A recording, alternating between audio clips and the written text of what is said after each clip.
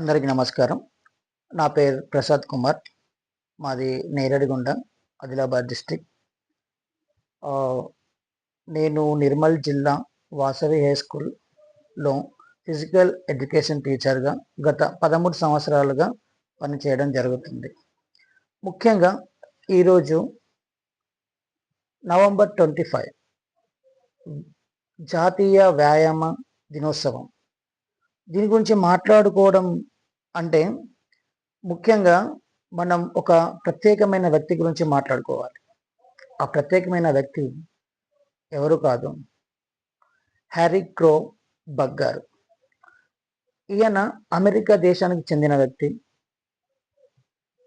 మంచి ట్రైనర్, మంచి కోచ్. అలాంటి వ్యక్తి మన భారతదేశానికి రావడం జరిగింది.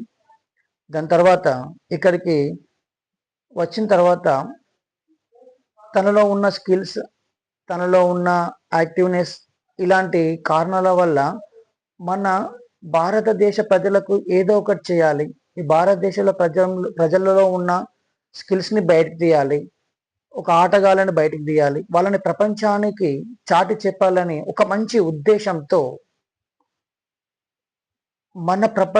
మన ప్రపంచంలో జరిగే ఒలింపిక్స్లో మన భారతదేశ క్రీడాకారులు, క్రీడాకారిణులు వాళ్ళు పార్టిసిపేట్ చేయాలని ఒక అంశంతో, ఒక ఆశయంతో మన దేశానికి వచ్చి ఒక మంచి కోచ్ గాను, మంచి ట్రైనర్ గాను ఎన్నో గొప్ప సేవలు అందించిన వ్యక్తి మన బగ్ గారు.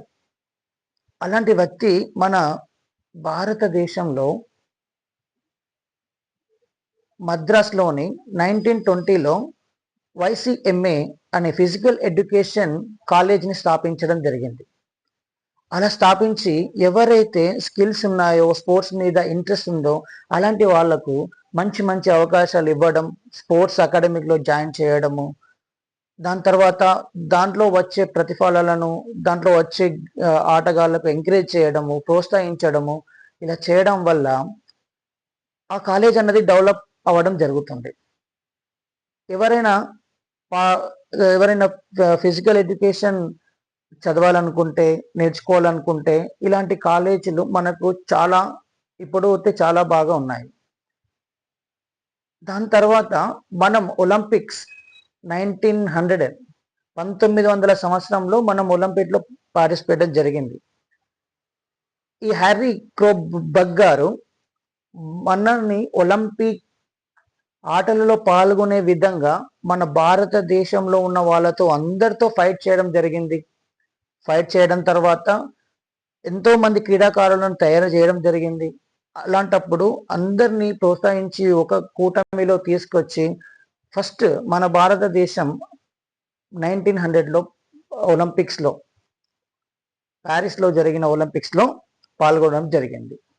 ఇలాంటి వ్యక్తులని మనం ఎప్పుడూ మర్చిపోకూడదు.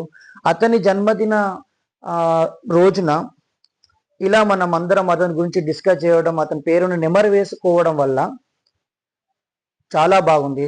ఇది చాలా మంచి అనిపిస్తున్న విషయం ఇది మనకు. ఇప్పటి కాలంలో పిల్లలు మొబైల్ ఎడిక్షన్ కానీ, టీవీలకు కానీ, మొబైల్ గేమ్స్కి కానీ ఎక్కువగా అడిక్ట్ అయిపోతున్నారు. ఇలా అవడం వల్ల వాళ్ళ బ్రెయిన్ ఫంక్షనింగ్ అన్నది కానీ, వాళ్ళ బాడీ గ్రోయింగ్ అన్నది కానీ వాళ్ళ ఏజ్కు తగ్గట్టుగా కావడం లేదు.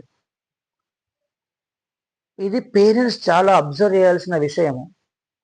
వాళ్ళు తినే ఆహారము, వాళ్ళు మెంటల్ గ్రోయింగ్ కానీ, ఫిజికల్ గ్రోయింగ్ కానీ, స్పిరిచువల్ గ్రోయింగ్ కానీ వాళ్ళ ఏజ్కు అనుగుణంగా రావటం లేదు. ఈ కాలం పిల్లలు ఒక మూలన కూర్చొని ల్యాప్టాప్ కానీ, మొబైల్ కానీ, అవుట్డోర్కి రావడం లేదు. వాళ్ళకు సూర్యరశ్మి తగలడం లేదు. వాళ్ళు ఏమైనా ఒక రూమ్లో బందీ అయిపోవడము, మొబైల్కి బానిస అయిపోవడము, వాళ్ళకి ఇంట్రాక్షన్ లేకపోవడము, వాళ్ళ రిలేషన్స్ తెలుసుకోకపోవడము, వాళ్ళ బంధాలకు విలువను ఇవ్వకపోవడము, ఇలాంటి సిచ్యువేషన్స్ జరుగుతూ ఉన్నాయి.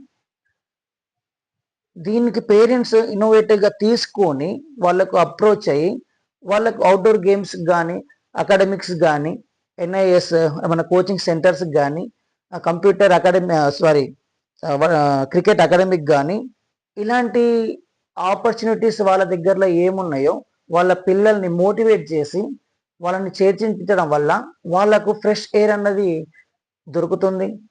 మంచి వాళ్ళు కమ్యూనికేషన్ బిల్డ్ చేయగలుగుతారు. టీమ్ స్పిరిట్ వస్తుంది. దాని తర్వాత వాళ్ళకు మెంటల్ గ్రోత్ కానీ, స్పిరిచువల్ గ్రోత్ కానీ, ఫిజికల్ గ్రోత్ కానీ ఇలా చాలా రకాలుగా ఉపయోగాలు ఉన్నాయి. దాని తర్వాత వాళ్ళకు ఎండ తగలడం వల్ల ఎండ తగలడం వల్ల వాళ్ళకు సూర్యరశ్మి చాలా బాగా వాళ్ళ మీద పడి డి విటమిన్ అందుతుంది. వాళ్ళ బోన్స్ చాలా స్ట్రాంగ్ అవుతాయి. ఇలాంటి రకరకాలుగా ఎప్పుడు మొబైల్తోని ఇంట్లో ఉండడం కాకుండా వాళ్ళకు ఒక బయటి ప్రదేశాన్ని తీసుకువెళ్ళడము, వాళ్ళ బయట వ్యక్తుల్ని పరిచయం చేయడము, దేవాలయాలకు తీసుకెళ్ళడము, ఎట్లా టూర్స్ ప్లాన్ చేయడము, అవుట్ ఆఫ్ ద బాక్స్ అన్నట్టు. ఎప్పుడు ఒకలే ఇంట్లో ఉంటే వాళ్ళకి ఏం ఆలోచన రాదు. సో వాళ్ళకు బయటికి తీసుకువెళ్ళి మనం వాళ్ళకు ఎంకరేజ్ చేసి లొకేషన్స్ చూపిస్తే వాళ్ళు ఫ్రెష్ ఎయిర్ ఫీల్ అయిన తర్వాత ఈ ఉన్న అడిక్టేషన్ అంతా వాళ్ళు మర్చిపోయి స్టడీ మీద ఫోకస్ పెట్టే ఛాన్సెస్ చాలా ఎక్కువగా ఉన్నాయి. నా పాయింట్ ఆఫ్ వ్యూలో నేనేమిటంటే, ఒక బాబుకి మీ పేరెంట్స్కి మీలో మీ దగ్గర ఉన్న పిల్లలకు వాడికి దేంట్లో ఇంట్రెస్ట్ ఉంది ఫస్ట్.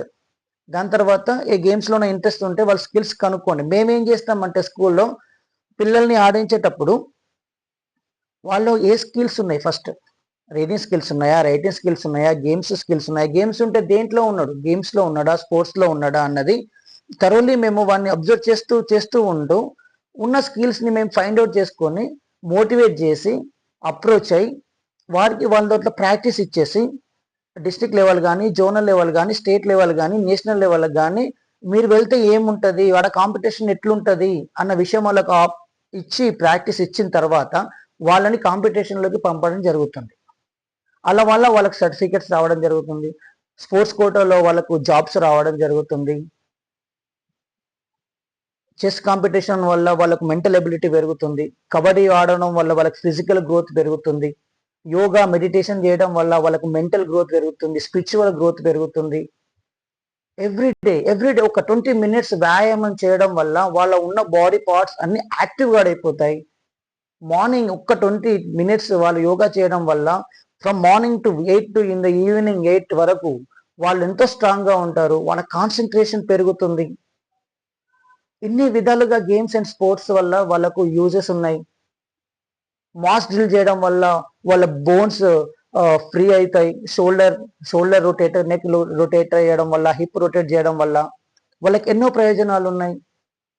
వాళ్ళు కాన్సన్ట్రేషన్ బిల్డ్ చేయగలుగుతారు, టీం వర్క్ జరుగుతుంది, కమ్యూనికేషన్ స్కిల్స్ పెరుగుతాయి, లీడర్షిప్ క్వాలిటీస్ వస్తాయి వాళ్ళకు. ఇలాంటి విద్యార్థులను మనము తెలుసుకొని వాళ్ళ స్కిల్స్ ఫైండ్ అవుట్ చేసి వాళ్ళకి ఇలాంటి ఎంకరేజ్ చేస్తే వాళ్ళు ఒక ఉన్నత స్థాయిలోకి వెళ్ళి అభివృద్ధి పరిధిలో వాళ్ళు చేరుతారు. ఇలాంటి అవకాశం ఇచ్చినటువంటి T9 న్యూస్ వారికి చాలా కృతజ్ఞతలు చెప్తూ signing off Prasad Kumar, Vasavi school PET. Thank you. చాలా చాలా చక్కగా మోటివేషన్ మాట్లాడారు. ఇప్పటి పిల్లలకు మరి ఏదైనా వాళ్ళ స్కిల్స్ తెలుసుకోండి. మరి వ్యాయామ జీవితం సందర్భంగా మంచి మంచి స్కిల్స్ ఇచ్చారు, చాలా బాగా చెప్పారు. ప్రాక్టీస్ మేక్స్ మ్యాన్ పర్ఫెక్ట్, నిరంతర సాధన మంచి మంచి ఫలితాన్ని ఇస్తారని మాటలు. రెగ్యులర్ ప్రాక్టీస్ వాళ్ళ స్కిల్స్ తెలుసుకొని మరి పిల్లలను మోటివేషన్ చేస్తున్నాం. చూస్తున్నాం T9 జాగ్రత్తగా